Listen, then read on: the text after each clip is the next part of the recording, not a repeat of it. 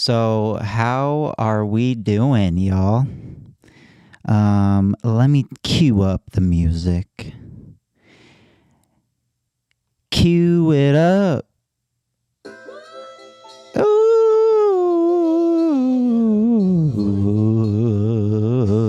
we back. I think I love this when I pick my brain to pieces, just like Jesus. I disappeared, locked myself away for 7 years. In my room, I write Till I go crazy. Win or lose, this game gon' pay me. all that talking just don't faze me. Taking time off Detonating. tell you nervous, Wrist, your hand shaking. now my pencil coming. Greatness. Number 2, you've been mistaken.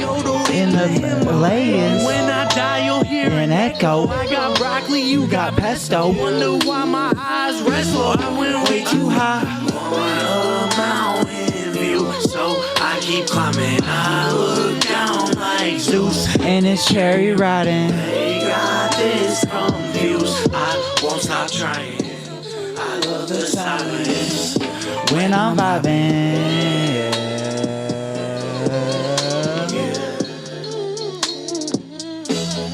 I keep trying.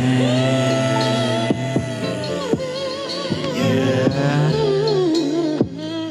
And just Keep on vibing. kept on going on this road. Now it's so lonely, baby. Just like The bullet I am smoking. See, I'm always blazing. till I forget my problems every night. I Keep on praying.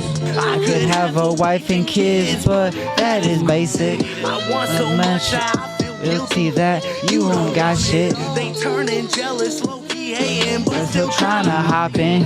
climbing up this mountain. And then Dangerous, how the fuck's the gift? Can't save him. Avalanche on Mountain Alley is about to that they found me. A mountain view, so I keep climbing. I look down like Zeus. in this chariot riding. They got this confused.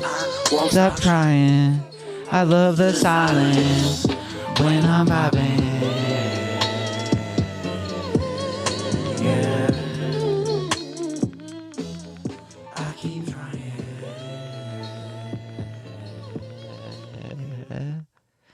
How beautiful is that song? It almost makes me want to cry. Such a beautiful journey on our way out to Denali Park that day, and such a crazy experience on that bridge where we shot at. Me and Frankie Deluxe. Go check the whole music video out on Frankie Deluxe's channel on YouTube. Frankie, you got to start dropping on X too. But anyways, go check it out in his bio on Instagram. You can find it on Frankie Deluxe on his YouTube. And then I shot a behind the scenes. I have my GoPro and I was using it, we were out there and it was awesome. You got to go check out the behind the scenes on my YouTube channel. Go like, comment, and subscribe to the channel because more to come in 2024. You know what I mean? It's Frozen Ice. My name is Dustin Sadler, and I would call myself a entertainer, a stock trader, a many things, like a landscaper, snow shoveler, shit, the list goes on. But if you're watching this video right now, click the like button, click the subscribe button, and comment, what you think about this channel and what I'm bringing y'all. I'm in Fairbanks, gosh dang, Alaska. It's -40 out there right now. You can't even go outside without your nuts getting cold. Without your nipples getting hard. Sorry. But shit, it's so freaking cold out, like it's ridiculous. It's supposed to hit -40 this weekend and then warm up. So this is the last cold snap of this winter. Thank God, because it's been a really cold one, very cold this year. Very, very cold this year. Let me get my list. Here of stuff. I'm kind of going off the dome here. The first 5 I went off the dome there, but yeah. So the weather has just been absolutely crazy. I'll put it up, hopefully right here. -30, -40 here, coming soon on the forecast here, guys. Call me your local weatherman now, but we got wind chills of I don't know, wind chills. It'll be -40, but there's wind chills out there. There's shit, it's getting bad. But then this is the last chill before the summer sun starts really radiating its heat onto the frozen tundra, and we will be coming back better than ever in 2024. I imagine it'll be the next hottest summer ever here. You know how they say it's the last summer was the hottest ever in the world. It'll probably be it's like the coldest winter. It'll probably be like the hottest summer, they'll say. So we'll see what the fuck happens. You know what I mean? I don't know what's going on out there, but it's crazy. Even living in like Fairbanks, Alaska, like the swings of the weather can be 40 degrees in a night and a day in 24 hours, 40-degree swings. That's redonkulous. It gets -40 in the winter, and then it gets up to 80, 90 in the summer. So this place is honestly beautiful in the summer. If y'all want to come out in Fairbanks, Alaska, I would honestly say come out in the summertime. And then, I mean, if you do like winter activities, this is the spot to come out in the winter, but like more February, March, April, those months there. So, I had an appointment to get my foot bones, 2 of them in there, surgically removed from McKinley Orthopedic. And I went to this other doctor for like just a routine checkup, just a routine little checkup. And then he said, I told him about the McKinley and where I'm going. And he said, oh, no. He steered me clear of that place because he said they're going to be losing their license here soon. And that's some terrible stuff. The operations and surgeries they were doing, I guess, in there were just not up to par. So I'm going to sports medicine with Dr. Wade and some other doctors that are pretty good over there. They're going to take a look at my foot, and I'm pretty sure my wrist here up in there, like right there, it hurts very bad. I popped it like out, like I don't know, it was like I like popped it, I like pulled it, and then it felt like so much better, a lot better after I pulled it and popped it. Yeah, but yeah, if you're watching this right now, like, comment, and subscribe to the Frozen Ice channel.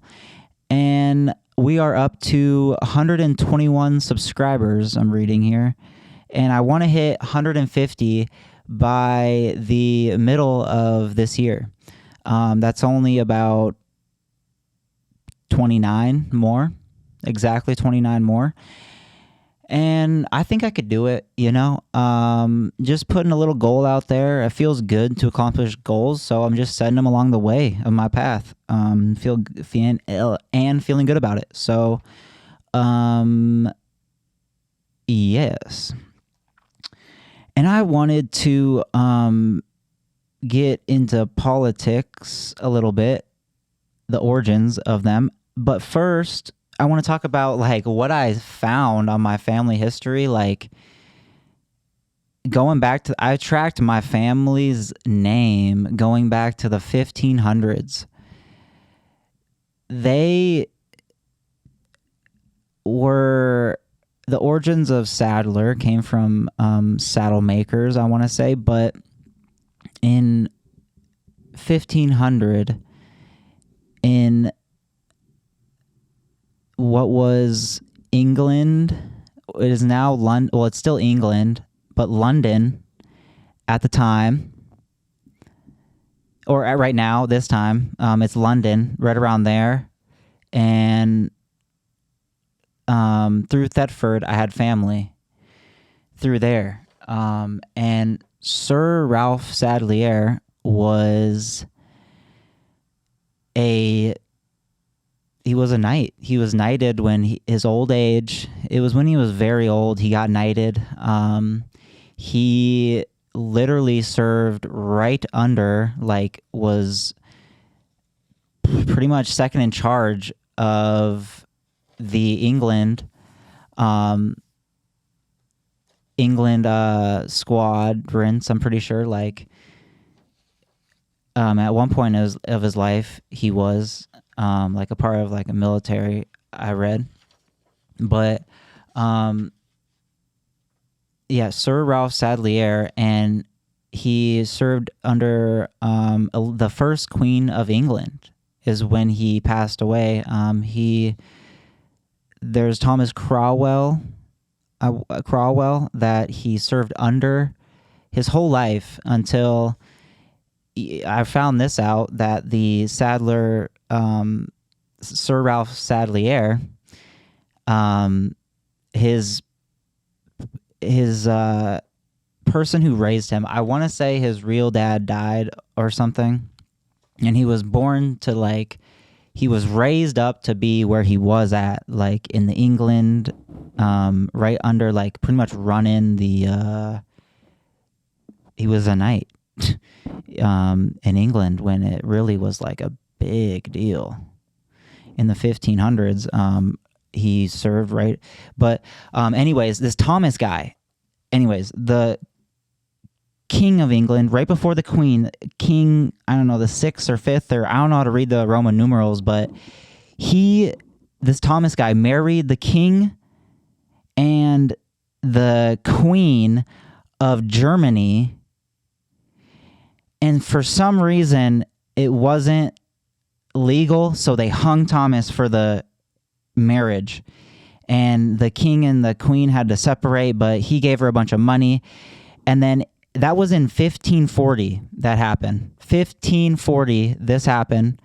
Thomas Cromwell got hung for marrying the King and the Queen, the King of England to the Queen of Germany. And then in 1543, Sir Ralph Sadlier wanted to marry Ellen, this girl named Ellen, who, this was her story. I'm glad I'm getting this all on record. She had kids. She had a wife. I mean, she had a husband. I'm so sorry, Ellen. She had kids.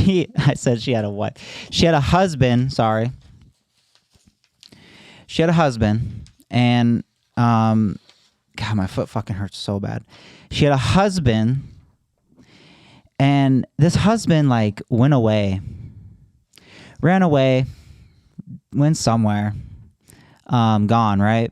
So someone came to her. Oh, she went looking for her husband.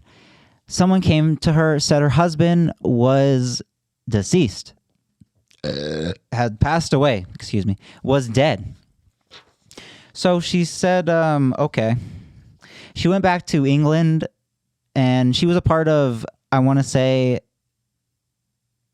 part of the England, like really inside, like she met Sir Ralph Sadlier in Thomas Cromwell's house.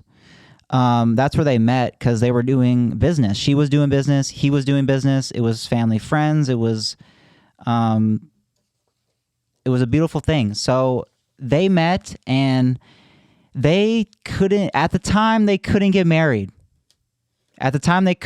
Because her husband, At that time, if your husband ran away or your wife went away and they didn't sign any papers or anything, you couldn't get remarried because there was just, you couldn't. It was illegal to remarry because you were still married.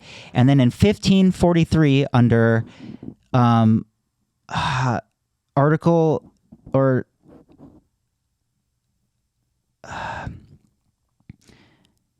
the Ralph or RAL 8, section 8 or something of the 1543, you can look it up. It's like in law.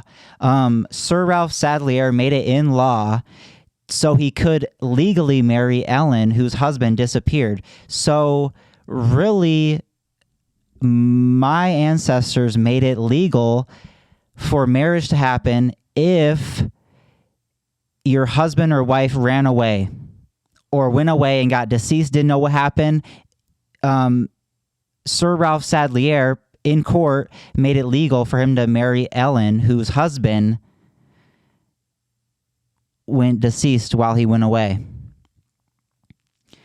Sir Ralph Sadlier made that happen in 1542 in England, married Ellen, and it was from there on, people could remarry if their husband or wife got deceased or ran away or didn't know what happened to them. My bloodline made it happen. That's just insane to me. Sir Ralph Sadlier, you can even look him up. He has portraits of himself by famous portrait artists. He was Thomas Cromwell's right-hand man who got hung for illegal marrying, and he made that different. He made it right. He made it legal because his pretty much person who he got raised by got hung, and he made it legal instead of illegal. But anyways, the politics in this world have just gotten so divisive throughout the years. I remember my first bit of politics was Yes, We Can. Barack Obama, I was watching it or listening to it on the radio. I'm pretty sure when he gave his inauguration speech, people just all together, yes, we can. I was listening to it with my dad, and I was like, what is this? And he was like, it's the next president of the United States. And I was like, wow, this is awesome. You know, that's my first memory of politics was Barack Obama being president. It was a great thing. And it seemed like politics wasn't as divisive as it is today. We are getting the Democrats calling the Republicans just slander on the label MAGA Republicans, which is Make America Great Again. But they're slandering that word.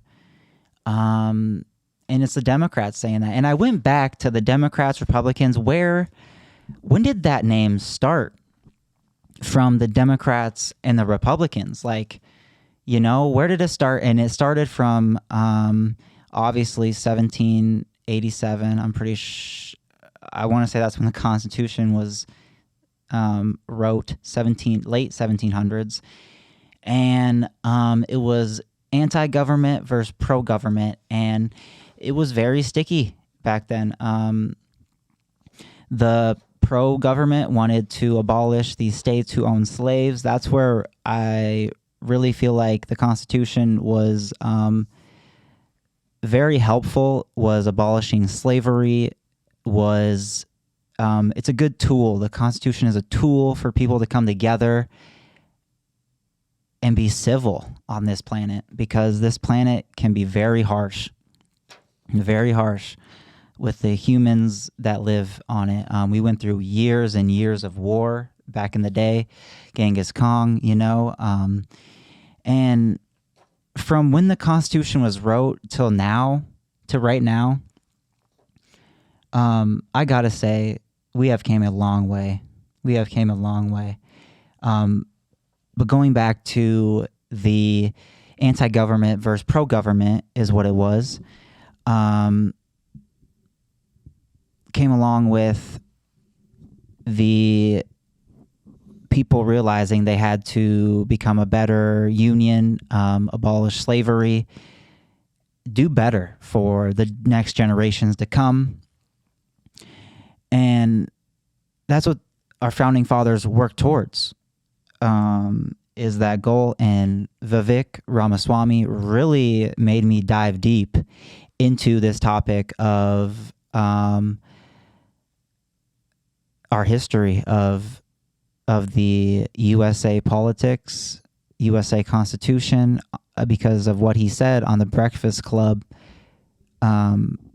with Charlemagne the God. And so we started pro and anti-government is what happened. And at 1790 was a compromise. It wasn't really working out. Still a lot of tricky business going on. And then pro-government labeled themselves Federalists, and the anti-government labeled themselves Republicans. And Republicans really haven't changed their name ever since then.